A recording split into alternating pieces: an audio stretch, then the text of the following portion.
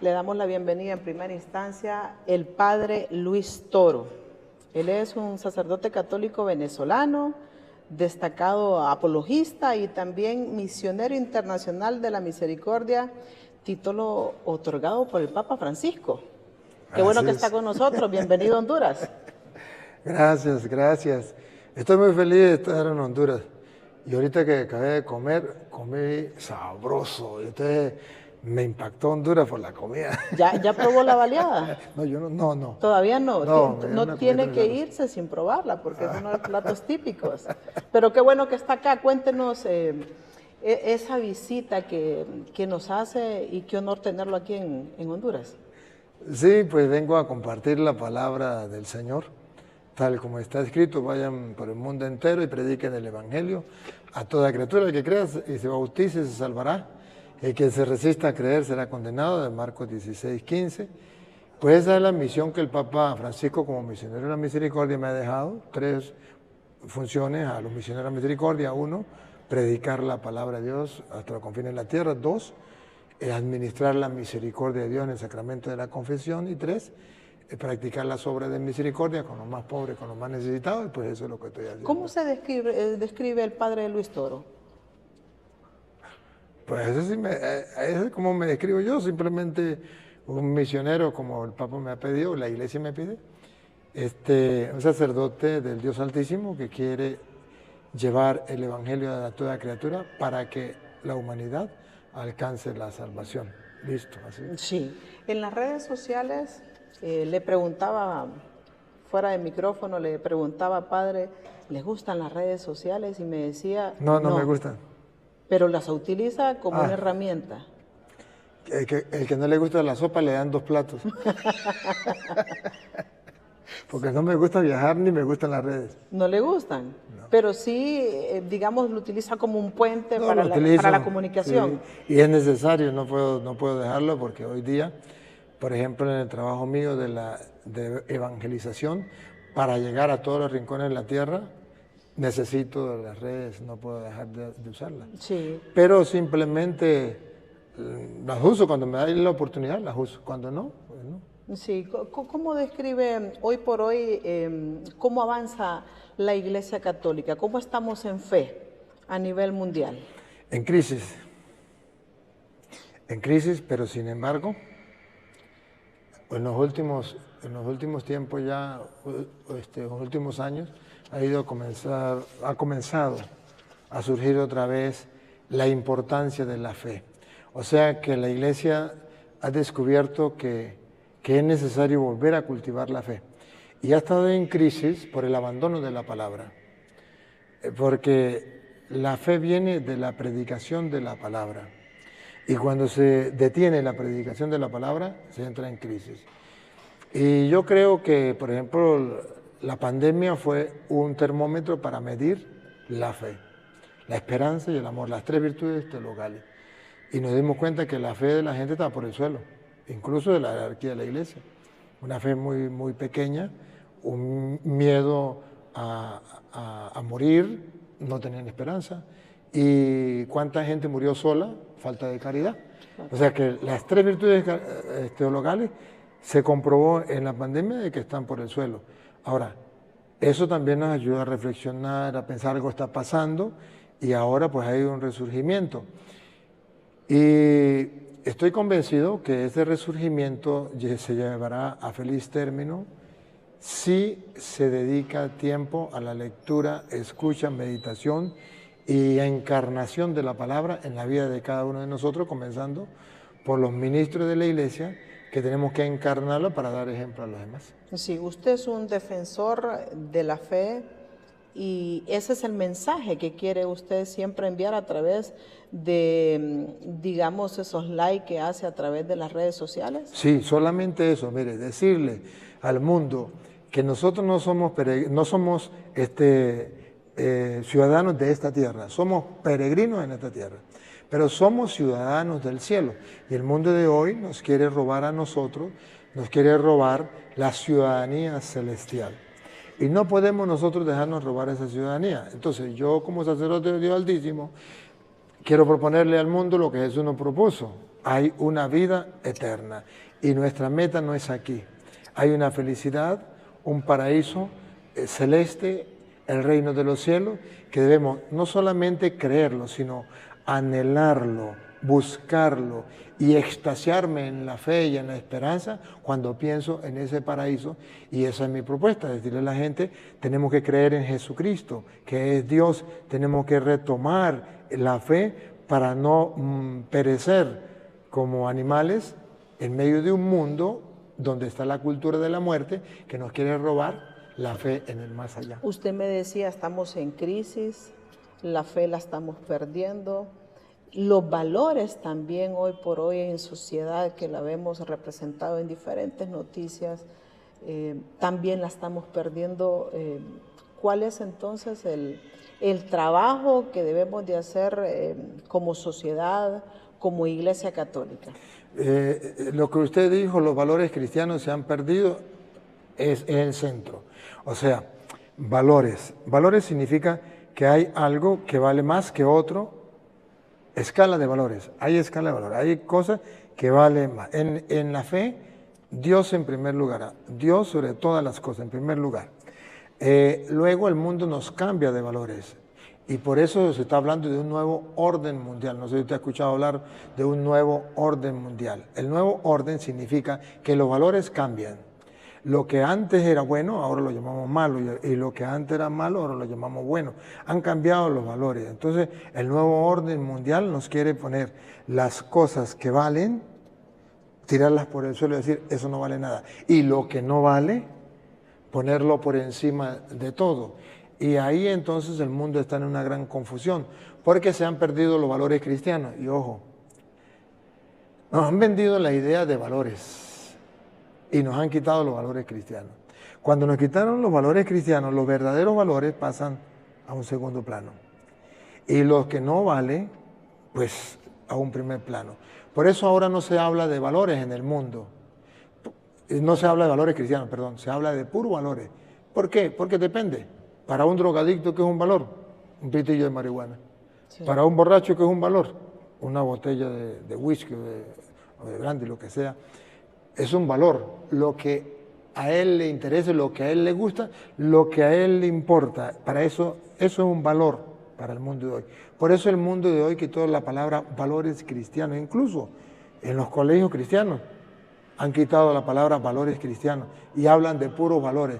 Mientras que se hable de puros valores, depende de quién ponga esos valores. Mientras si se habla de valores cristianos, ya sabemos que los puso Cristo, que es Dios, y esos valores nunca van a cambiar, siempre estará, primero, amar a Dios sobre todas las cosas, segundo, al prójimo como a ti mismo, y esos valores nunca cambiarán, porque son valores cristianos. Si se habla de valores, se perdió todo, porque depende de la persona que diga qué es un valor para él. Sí, bueno. Misionero Internacional de la Misericordia, un título otorgado por el Papa Francisco, un papa que creía mucho en los valores de la familia, que creía mucho en la juventud y que buscaba ese cese a la guerra. Sí, el Papa Francisco, yo sé que Dios lo tomó para, es un invento de él, para inventar los misioneros de la misericordia, que no existían en la iglesia. ¿Y para qué? Para recordarle al mundo que Dios es misericordioso y en el momento oportuno, en el momento que el mundo que necesitaba escucharlo. ¿Por qué? Porque el hombre de hoy se ha olvidado de que es pecador. Otros dicen, soy pecador, pero no tengo remedio. ¿Para qué voy a cambiar? ¿No puedo cambiar? ¿O para qué cambio? O otro dice, pero yo soy tan malo que no tengo perdón de Dios. Entonces el Papa, guiado por el Espíritu Santo, le dice al mundo, está la misericordia de Dios. O sea, que todos somos pecadores, lo sabemos, pero que cuando una persona quiere cambiar, Dios no quiere la muerte del pecador, sino que cambie de conducta y viva. Y no hay diferencia. A todos los pecadores, Dios los ama. O a los pecadores, no al pecado. A los pecadores y a todos los pecadores Dios nos llama a seguirle, a servirle y a ganarnos el reino de los cielos.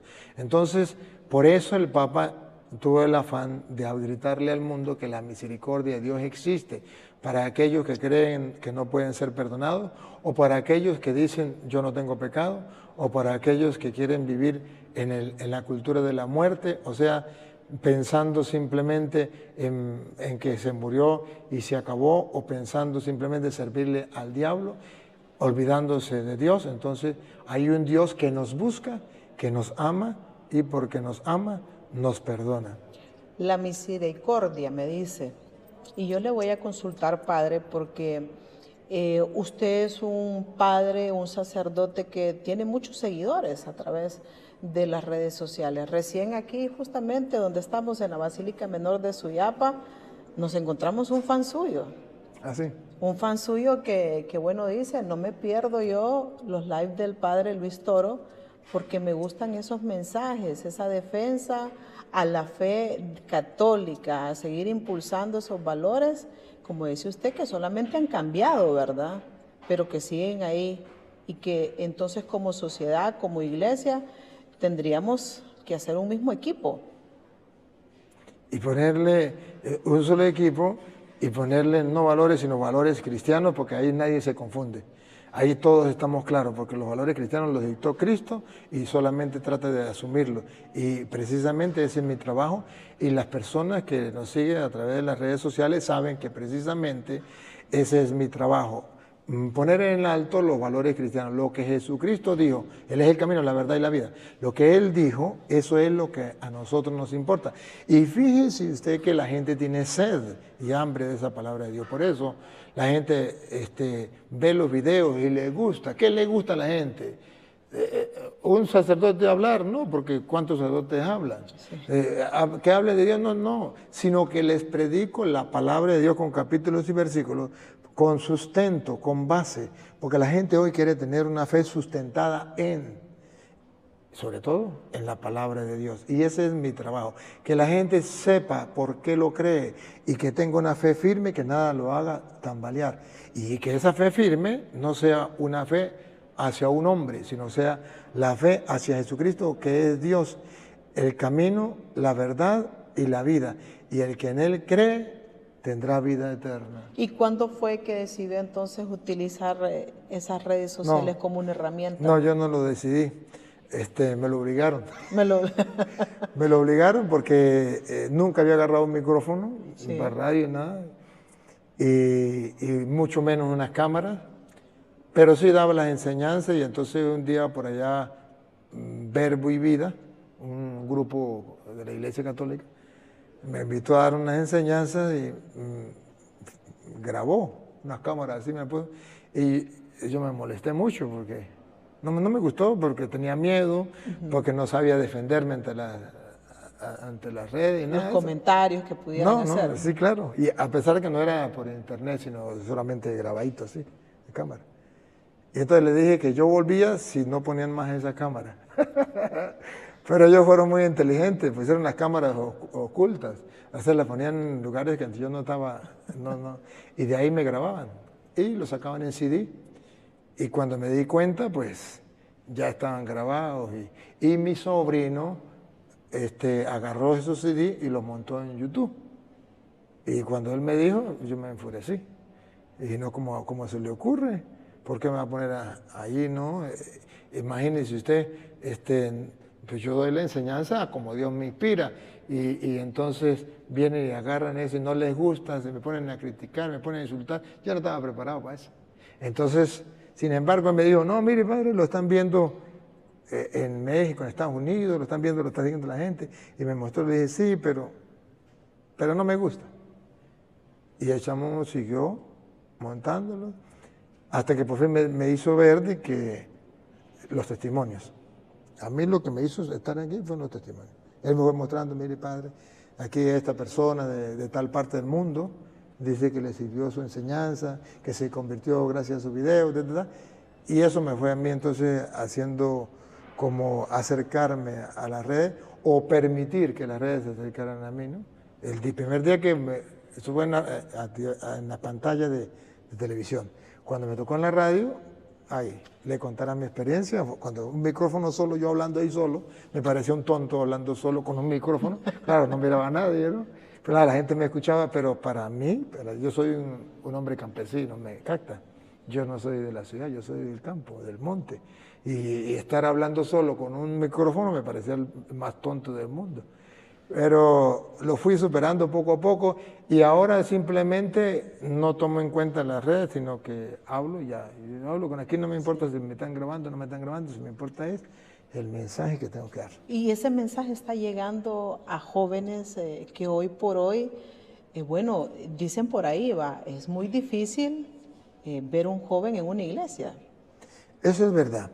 Está llegando a los jóvenes porque los jóvenes quieren propuestas y propuestas buenas, y los jóvenes quieren ilusiones, quieren esperanzas, pero ilusiones no fallidas, sino ilusiones ciertas. Entonces el joven siempre está en esa búsqueda, y Jesucristo le trae al joven y al que no es joven una propuesta, unas ilusiones, esperanzas, pero tan ciertísimas al punto que la misma Sagrada Escritura dice, fallará el sol, la luna y las estrellas, antes de que falle la palabra de Dios, las promesas de Dios. Entonces, eso es lo que el joven en sí busca, pero si no se le presenta, pues el joven sigue buscando otras cosas que no le dan, no le satisfacen, no le llenan. Cuando el joven encuentra a Cristo y encuentra en algo que creer firmemente, en algo que esperar, que le llene, que le dé expectativa, que le complazca en todo lo que él desea, entonces el joven lo busca y Cristo viene a darnos la plenitud a nosotros en fe, en esperanza, en amor, en la plenitud de la felicidad, a punto que lo llama el reino de los cielos, que dice San Pablo, ni el ojo vio, ni el oído oyó, ni ninguna mente humana ha logrado pensar lo que Dios tiene preparado para el que le ama. Entonces, hay cosas más allá de esta vida, cuando pasemos la frontera de la muerte a la vida eterna, hay cosas que llenan plenamente al ser humano y que el joven ha buscado llenar en la droga, en la prostitución, en el alcohol, en los vicios, en el mundo, y que cada día se da cuenta que está vacío, mientras que cuando se acerca a Cristo se da cuenta que está lleno plenamente. Sí, ¿y cómo elige, por ejemplo, una vez que va a hacer un live, el tema o el mensaje que quiere usted difundir a través de esas plataformas? Así como lo estamos haciendo ahorita, sin saber, solamente como Dios me inspire. Escuchando al corazón, escuchando la mente. Así. Así tal cual. Así trabajo yo. Yo solamente me pongo en oración, por ejemplo, yo sé que hoy, por ejemplo, tenía que dar la enseñanza, me pongo en oración. El ratico que la gente piensa que yo estoy durmiendo, sí, porque claro, también tengo que descansar, pero por ejemplo, anoche llegamos tarde y tuve que pararme temprano a orar. ¿Por qué tengo que orar? Porque no es simplemente lo que yo quiera, sino que lo que el Espíritu Santo ponga en mis labios. Entonces, para eso tengo que activar, como si usted va a dar un programa y lo va a transmitir, tiene que activar el internet. Pues el internet mío es la oración a través del Espíritu Santo que me envía los mensajes directos por WhatsApp desde el cielo. Entonces tengo que tener mi mente dispuesta a conectarme con el Espíritu Santo y el corazón abierto para que Él me inspire de qué vamos a hablar. Por eso cuando usted me decía antes, así como que vamos a hacer esto, pues hagámoslo, porque yo no cuadro nada, sino que es lo que salga y lo que Dios me inspire, y ahí vamos, y ahí me va inspirando las ideas, me va inspirando las citas y voy compartiendo. Me gusta mucho que dice, yo soy un hombre de campo, yo soy una persona y me siento un hombre humilde. Y lo vemos, bueno, y lo hemos visto incluso en sus lives, siempre representando con esa camisa de El Toro. Sí, por varios motivos. Mire, lo del toro tiene un significado. Primero, que mi apellido es Toro. Y entonces en el liceo, o en el seminario, no sabían que mi apellido era Toro, entonces me decían Toro, y ellos pensaban que era un sobrenombre. Y no, yo soy Toro por el apellido, ¿no? En segundo lugar, porque uno de los evangelistas representa al toro, y el toro pues muestra también de fuerza, ¿no? Y en esto pues el toro es que Dios me ha dado la fuerza para hacer lo que hago. ¿Por qué? Porque siendo yo, dijo uno por allá, un campesino del campo, donde no tengo la experiencia de nada, donde pero con la fuerza, por eso el toro, la fuerza de Dios, voy adelante. Sí, bueno, uno de los primeros discursos del Papa León XIV o XIV era el cese a la guerra, algo que también lo pedía el Papa Francisco y que lo pide la Iglesia Católica, pero es algo que lo vemos a largo plazo, según los gobernantes de los países en donde pues en este momento hay guerra. ¿Cuál es el trabajo entonces que tiene que seguir la Iglesia Católica? El trabajo, sí, claro, el llamado al cese de la guerra, pues hay que hacerlo, pero no basta. Porque nos van a escuchar, no van a escuchar. Sí. A lo mejor sí, a lo mejor no, pero hay que hacerlo, hay que llamarlo. Pero el cese de la guerra está en el sembrar en la mente y el corazón de los gobernantes y los no gobernantes que mañana van a gobernar, sembrar el Evangelio de Jesucristo, que es el Evangelio de la paz, que es el Evangelio del amor, que se centra en el amar a Dios sobre todas las cosas y al prójimo como a sí mismo. Y cuando yo amo al prójimo como a mí mismo, entonces adiós las guerras. Pero hasta que no tengamos el Evangelio encarnado en la mente y el corazón del pueblo, pues es un problema. Y hoy día, pues, es fuerte porque cuando usted quiere darle a conocer el Evangelio a los políticos, de una vez le dice, el cura no se debe meter en política. Oye, Dios mío, pero no se trata de meterte en política, no de política. Se trata es de evangelizar a los políticos, predicarle a los políticos la palabra de Dios para que al encarnar el mandamiento supremo, el mandamiento del amor, entonces se pueda llegar al final al cese de la guerra.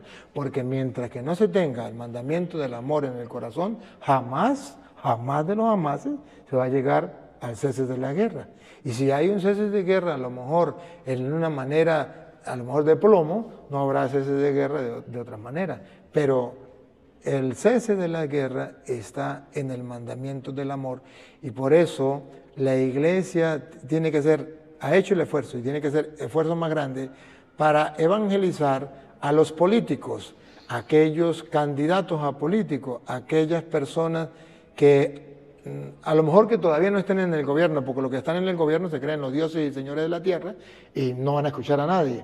Pero resulta que más adelante vendrá otro gobierno, a esos que están militando para luego ser gobernantes, a esos hay que sembrarles el Evangelio para que cuando lleguen allá haya un cese de guerra. Mientras tanto, habrá enemistades porque si no está Dios en el corazón, es un problema. Y ese es el problema del siglo XXI, ausencia de Dios en la mente y el corazón del ser humano. Bueno, ahora que tocó el tema de la política, usted viene y es originario de Venezuela. Así es.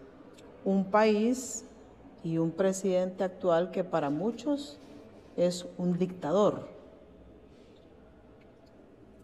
Y le voy a preguntar porque en países como Venezuela, en países como Nicaragua, en países como en Cuba, mucho se ha dicho de que la Iglesia Católica prácticamente está desapareciendo, en donde solamente vale los mensajes que ellos tiren o que den como políticos, como funcionarios, como gobernantes. ¿Cómo le va en eso?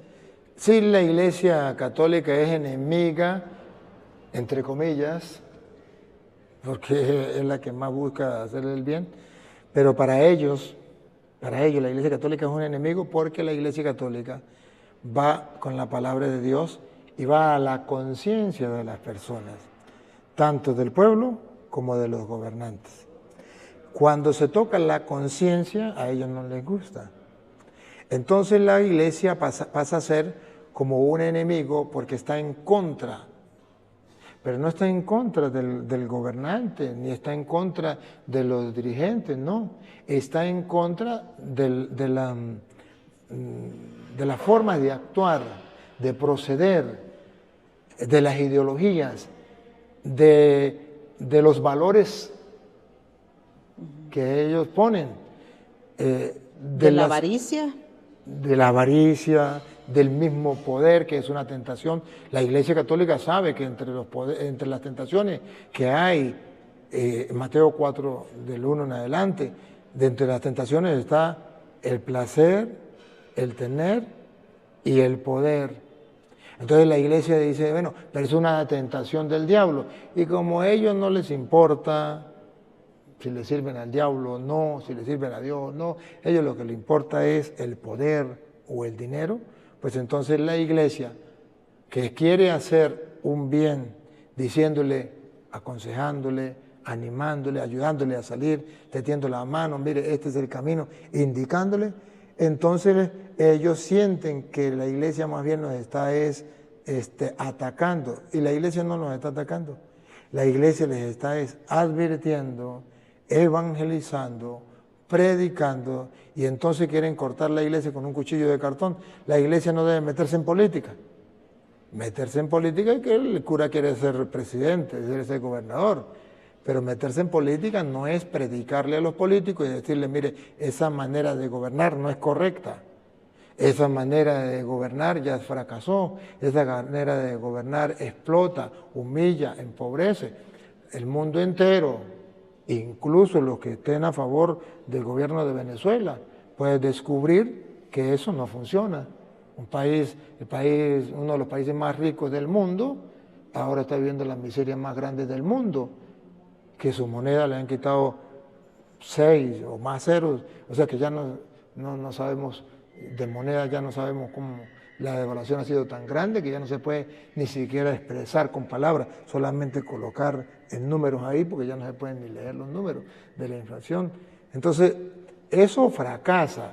Decirle a ellos que eso fracasa es como mentarle la madre, y de una vez pasa a ser uno su enemigo, sin serlo, solamente diciéndole, ¿por qué no cambian? No se dan cuenta que eso ha fracasado, no se dan cuenta que eso no hace prosperar al pueblo, no se dan cuenta que eso no trae felicidad al pueblo, que son las promesas populistas que ustedes hacen, y eso no funciona. Mire, hagámoslo de otra manera.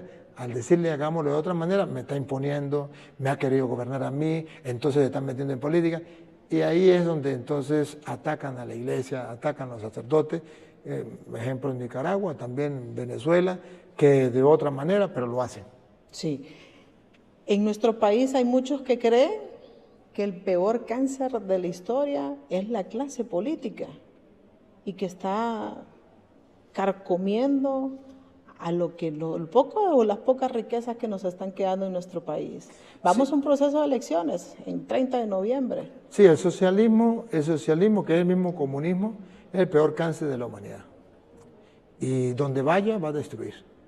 Y ojo, hay un dicho popular que dice, cuando vea la barba de su vecino ardiendo, pon la tuya en remojo. Sí. Pero resulta que allá en Venezuela decimos que el mundo es envidioso. Sí. Quiere experimentar lo que nosotros experimentamos. Entonces, y nadie aprende por el pellejo ajeno, ¿no? Por los golpes ajenos. Pero la verdad es esa, y lo digo con humildad y sencillez, pero con toda claridad. Los pueblos que buscan una salida en el comunismo van al fracaso. No hay sí. salida. Y aquí voy a finalizar, padre. Gracias por el tiempo que nos ha brindado. El tema de la migración, yo sé que usted trabaja muy cercano con los migrantes, les brindan un apoyo, y esto es un mal endémico en la mayor parte de los países de la región centroamericana y latinoamericana. Venezuela justamente es uno de los países que más migrantes tiene, Honduras también a la cabeza, junto con El Salvador y Guatemala. En Venezuela vivíamos muy felices. Y no sabíamos que vivíamos felices. Éramos felices y no lo sabíamos. Éramos felices y no lo sabíamos. Sí. Y luego más de 8 millones de venezolanos han tenido que huir para no morir de hambre. Para morir en la carretera buscando una salida. Para morir en otros países buscando una salida. Claro está. Y yo llamo al mundo a la reflexión. Si usted me permite, yo llamo al mundo a la reflexión. Mira, a mí me duele que un venezolano tenga que dejar sin querer, por obligación, madre, padre, hijos, tiene que dejar casa, todo, irse, sin saber a dónde va, sin tener un trabajo, sin tener nada. Va a la expectativa con la esperanza de que alguien le tienda la mano o un mejor futuro. No lleva dinero, no lleva nada. Yo tuve la experiencia donde el propósito, por ejemplo, de las autoridades en Venezuela a los migrantes era quitarle todo, que se fueran sin nada, incluso sin zapatos. Y le quitaban los zapatos, por ejemplo, los guardias que le decían, deme plata, si no tiene plata me dan los zapatos, y tenían que darle los zapatos y se descalza. O los pantalones. Entonces, ellos se iban, pero salían del país con la esperanza de mañana comer. Hoy no, llevan 2 días, 3 días sin comer. Y ese es el trabajo de nosotros, recibirlo en el refugio que tenemos, darle comida, darles posada, aunque sea que tomen fuerza, tienen 3 días sin comer, 2 días sin comer, vienen viajando un mes caminando, lo que sea, y hay que darles la opción a que sigan adelante. Pero cuando uno le pregunta, ¿y a dónde van? No sé. ¿Tienen familia? No. ¿Y cómo se va así? Bueno, preferimos morir en el intento y no quedarnos a morir de hambre en este país, donde solamente los que gobiernan y los que están enchufados al gobierno son los que tienen vida. Los demás están destinados a morir. Si a eso se le llama vida, pues ánimo, los otros países que quieran, pues sigan ahí. Pero entonces los caminantes van saliendo. Entonces, al salir a otro país, llegan, no tienen nada. Van buscando una mano amiga, un ángel de la guarda que se les presente. Si no encuentran a ese ángel de la guarda, tienen hijos, porque salen mujeres con 3 hijos, 4 hijos. A veces sale la pareja completa, el hombre y la mujer con 5 hijos. Está bien. El niño llora que tiene hambre, no le puede dar comida. No tiene para darle, porque a la que le da pecho, ella no ha comido, ¿qué le va a dar? Entonces, si llegan allá, piden. Y le dice, pero ustedes, en vez de pedir, ¿por qué no trabajan? Pero está llegando a un país, Colombia, Honduras, Estados Unidos, donde sea. ¿Cómo voy a trabajar si todavía no me han dado trabajo, ni siquiera tengo papeles para trabajar? Deme algo de comer.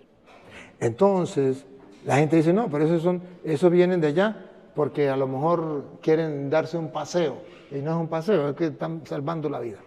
Y llegan aquí, a cualquier parte, y de repente dicen, bueno, pues no tengo que comer, y encuentran algo para comer, lo agarran y no era suyo. Entonces, son unos ladrones. Pero yo pregunto al mundo entero, ¿y qué haría usted en el lugar de esa persona?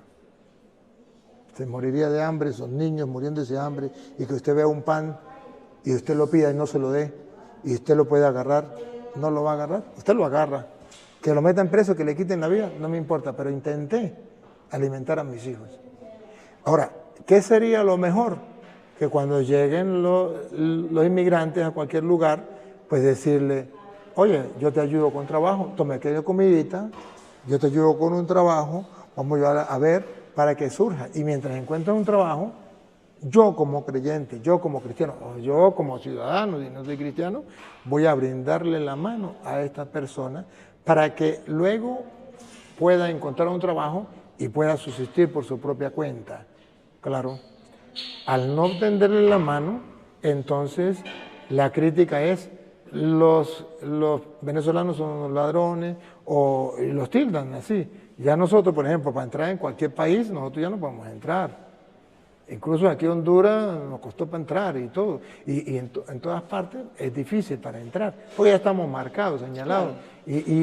Pero la caridad, el Evangelio de Jesucristo en Mateo capítulo 25, versículo 31 en adelante, dice a todos, creyentes y no creyentes, ateos o no ateos, bueno, como sea, políticos o no políticos, a los que sean, dice el Señor, que un día Él vendrá como juez y pondrá a uno a la derecha y otros a la izquierda y dirá a los de la derecha, vengan benditos de mi Padre al reino preparado para ustedes antes de la creación del mundo, porque tuve hambre, me dieron de comer, tuve sed, me dieron de beber, era forastero, caminante, peregrino, inmigrante, y me hospedaron, estoy enfermo en la cárcel, me visitaron. ¿Cuándo, Señor?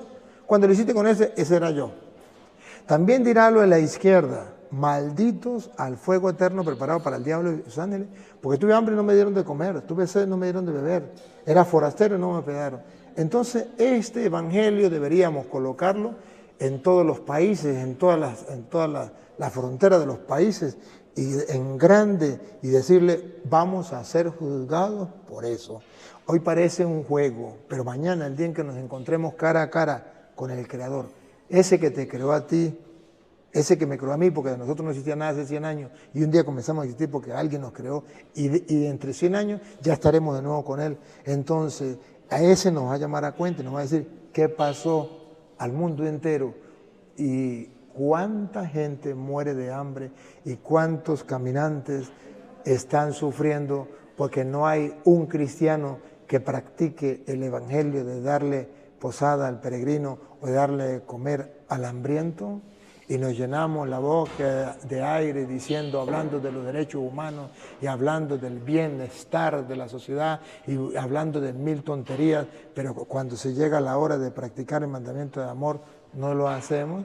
Es un reto que nos toca, y ahí queda. Yo como sacerdote del Dios Altísimo lo tiro así en el aire a la persona que lo quiera escuchar, pero si se encuentra una persona que no es de su país, que está en su país y tiene hambre, dale de comer. Hoy por ti, mañana por mí. Hoy tú tienes, pero mañana la vida da vueltas y tú no tendrás, y ese sí tendrá, otro sí tendrá. O mañana tú tendrás, pero su hijo no tendrá y necesitará. Nunca lo olvide. Y nosotros vamos a pagar lo que hacemos. Si nosotros no somos capaces de ser generosos con aquellos, mañana no serán generosos con nosotros o con nuestros hijos. Hay que sembrar para recoger. Finalizo esta entrevista, Padre Luis Toro, con el llamado, un llamado que haga a nuestros hondureños, que por cierto vamos a elecciones en el mes de noviembre, porque mucho se dice, tenemos que elegir a las personas correctas para que tengamos un país bien gobernado. Simplemente decirle, usted elige los que quieran que te gobierne, pero ya de antemano tenemos la ventaja que hoy día la mayoría de los candidatos dicen lo que van a hacer, y usted sí, si usted quiere ser un esclavo, pues bueno, si usted quiere vivir en comunismo, pues bueno, si usted quiere vivir en miseria y en hambre, pues bueno, eso es su libertad, pero debe tener presente que no solamente está votando por usted, sino también por la sociedad, por las demás personas, porque puede ser que usted diga, pues a mí qué me importa, yo familia ni tengo, bueno, pero otras personas sí tienen. Entonces es mirar cuál de esas personas me dan una esperanza. Ciertamente que pareciera, yo no sé aquí en Honduras porque no conozco, pero pareciera que en el mundo entero están tomando la política las peores personas del mundo. Entonces uno no sabe por quién votar. Pero cuando no sabe por quién votar, la iglesia enseña y dice, entre un mal y un mal peor, mejor es el mal que el mal peor. Entonces, tenemos ese problema, pero sí recomendarle algo. Si la gente hoy día, hay quien haga creerles a ustedes que el socialismo es la salida de Honduras, si quieren mi consejo, es la mentira más grande, el engaño más grande de la humanidad. No podemos dejar que el mundo se destruya porque no haya quien lo diga por miedo o por pena. Esa es la verdad. Entonces, votar a conciencia. ¿Qué quieres? ¿Que Dios está de acuerdo con lo que usted está haciendo? Ah, no, pero es que a mí me gusta. No se trata si le gusta o no le gusta. Es quién tiene mayores valores cristianos. Quién va llevando las riendas por los caminos del Evangelio, y si no a plenitud, al menos que se identifique con algo, pero no de palabra, porque los populistas, y usted los escucha hablar y usted se emociona, usted se llena el corazón de emoción y dice, no, voy a tener un paraíso, el reino de los cielos aquí en la tierra, pero no es verdad. Tiene que haber coherencia entre lo que se dice y entre lo que se hace, y a veces pues es sencillo. A veces en el mundo en que estamos ya no se ponen caretas, sino cada quien ya es claro. Yo soy de tal lado, yo soy de tal lado, y de tal lado para destruir, para acabar, y de otro lado para hacer que surja la democracia. El Padre Luis Toro, venezolano, misionero internacional de la misericordia con nosotros este día hablando de muchos temas y bienvenido a Honduras. No se puede ir sin comerse la baleada. Gracias, gracias. Claro que sí, la vamos a probar. Y a todos ustedes, bueno, yo voy a estar estos días, esto sale prontico, si sale prontico, Sí. decirle que voy a estar aquí, hoy tenemos enseñanza a las 6, creo que es, y estos días también pronto. Ustedes van a averiguar por ahí y los espero para que compartamos la palabra de Dios y así podamos cultivar, porque se cultiva, la fe, la esperanza y el amor, las virtudes teologales que nos permitirán reinar con Cristo eternamente en el cielo. Allá nos vemos, Dios mediante. El Padre Luis Toro con nosotros.